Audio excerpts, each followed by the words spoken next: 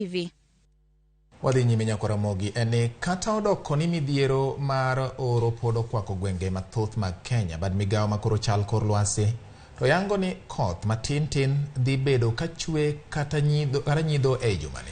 E gwenge mag Nam Chumbi nyidho makagi kacha osechako neno ka koro bende chal mar kor lwasi lero ni mano nyalo dhi nyime e jumani. Koth makamano ikoro ni biro bedo e seche mag okinyi kod seche mag odhiambo. Liet bende yangore ni chako lor kendo odiedo e kar degrees madhi 28 e gwenge machalo Mtwapa, Kalamu ni kod liet ma laro 33.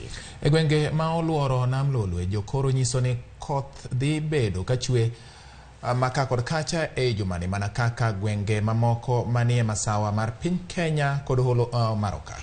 Midhiero mar chieng' makech to pod nenore Nyakaramogi Juang ni medo luwo gwenge mag nyandwat mar Kenya kama liet pod medo idhoe ka chieng' bende ikoro ni dhi medo rieny e jumani.